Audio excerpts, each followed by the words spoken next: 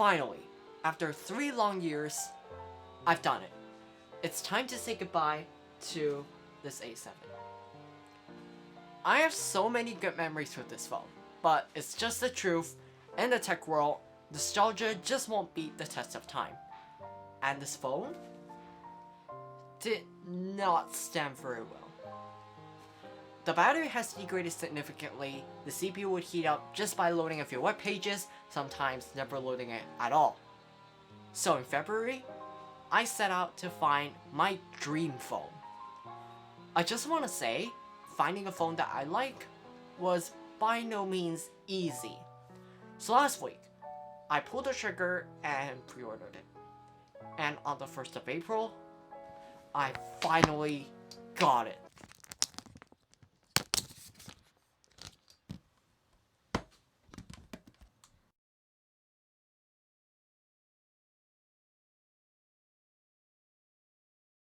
In case you're asking why it's on April Fools, it was purely a coincidence. So after a few weeks, I've gathered my thoughts and put together one, hopefully, informative video. This is the review of the Samsung Galaxy A53 5G. First, a quick reminder of the specs. This phone has a 6.5-inch Super AMOLED display with 120Hz refresh rate. Under the hood, this phone uses the Exynos 1280. The model I have has 8GB of RAM and 256GB of storage, and to finish it all off, a 5000 mAh battery and a quad camera setup, which we'll get into more detail later. First, let's talk about the display. It's a 2400 by 1080, or what Samsung calls it, a Full HD Plus display. It looks pretty good in the vivid profile. The colors don't look over the top rich or oversaturated, but still has that bit of vividness that I expect from its Super AMOLED display. Now, something I've noticed while playing around with this phone is that it only supports up to 1080p video in YouTube. But that's not the biggest deal, since the videos don't actually play in real 4K anyway. It also supports 120Hz refresh rate if you're into that. It just makes scrolling much more smooth and gaming feel more epic, but it's gonna take a toll on your battery life. Speaking of battery life, this is another one of the A53's strong point. The efficient Exynos 1280 chip combined with the insane 5000 mAh battery provides battery life that crushes any other phone that I've owned. It can easily last 2 days without charging, and with my A7 in its degraded state, it would consume 10% at idle. With this phone, 1%, none of that. The CPU is one of the misses of the A53. This time, instead of Qualcomm, they switched to their own chipset, in which case, the Exynos 1280, which is equivalent to the MediaTek Dimensity 900 or the Qualcomm Snapdragon 7068G. This is not looking great. Moreover, Samsung doesn't have the best track record for the heat management on their CPUs. My A7, my last daily driver, has the same problem. But I'm optimistic, and hopefully Samsung has made some adjustments to make their potential bestseller much cooler. Now, let's put its battery and CPU to the test. I have to record a cooking video, in which case you've probably all seen it before. It's my red bean coconut milk cake video. And I'm gonna use this A53, which for the first time, I'm gonna use this A53 to record overhead footage in the Pro Video mode at 4K 30 FPS. This is basically pushing its battery and CPU to basically its max. So, I'm gonna show you what it's like to record with it and see how it fares.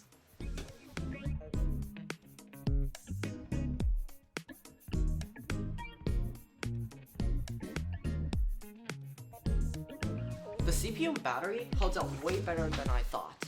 The CPU did heat up, but that's kind of what I expected.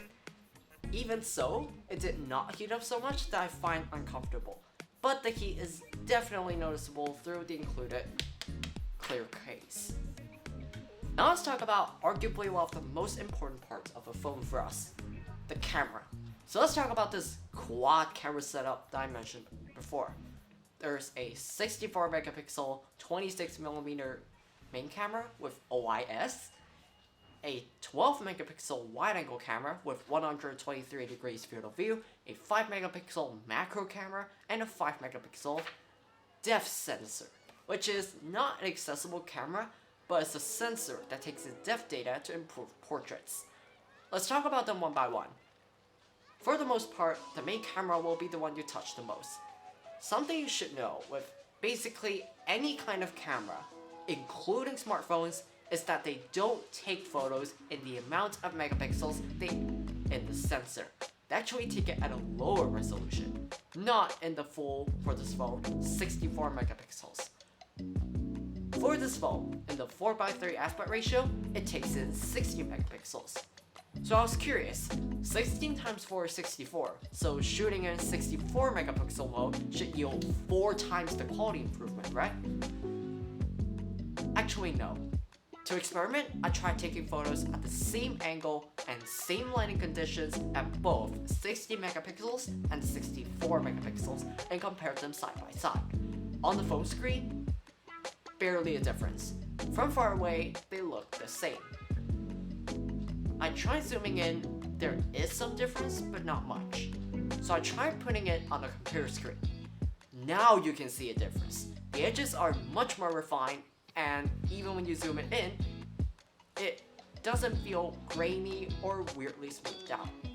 This is because when you take in more megapixels worth of image, then it will feel sharper since there are more pixels clustered together in a small space. If you want to play around with the camera, there is also a Pro mode for playing with manual settings, even though it does not support adjusting the aperture or using the wide angle camera. Same goes for the Pro Video mode, same thing, except for video. Speaking of the wide angle lens, it's pretty good. It's really sharp and doesn't have a lot of distortion or noise. I didn't find much issues with it.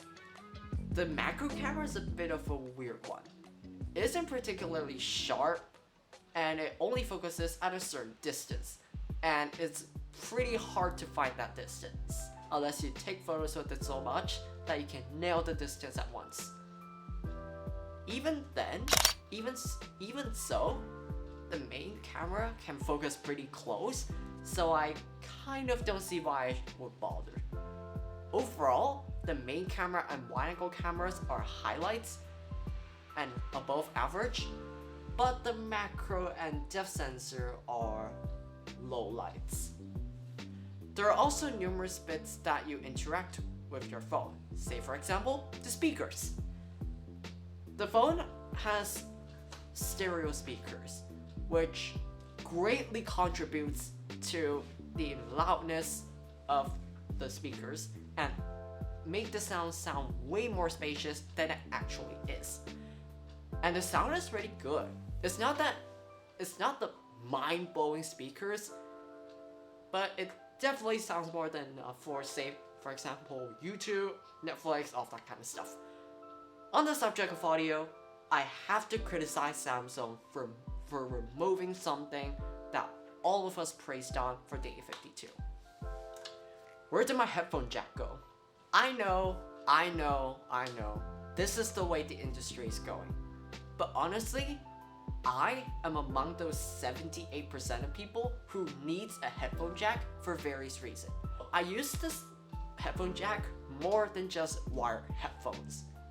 In case you don't know, I own an EOS M100 and I use it for shooting video. Something you don't know is that all of the audio that you've been hearing off the EOS M100 is not from its internal mic. The EOS M100 does not have a mic in jack. So, I use my phone to externally record audio and then use the clap method to sync it in post. Now you can see why the headphone jack is important to me, because I use it to record audio. I don't have an external recorder and I don't have the money to buy one. So the phone is my makeshift solution to recording audio. So at the end of the day, is the Samsung Galaxy A53 5G worth it? From somebody coming from an A7, absolutely. But phones aren't just about new or not. It's also about whether it's actually good. The changes that are made on this A53, some of them are highlights, but some of them also drag it down. Like removing the headphone jack, switching the Samsung's chips and stuff like that, definitely drags it down. But it also gives it a few welcome additions, like 500 milliamp hours more of battery, which means way more battery life than the... Technically, it's not a huge difference from the A52, but it definitely is a difference from the 33 milliamp hour batteries that I've been living with on the A7. Technically, it's not that now because my phone degraded significantly. Also, the 4 years of software update support compared to the 2 major updates that I got, definitely huge improvement. Greatly contributes to the longevity of this phone, and obviously, I love these software updates to give my phone a new, fresh feel every year. However, some of these changes are kind of dragged down by Samsung's decisions.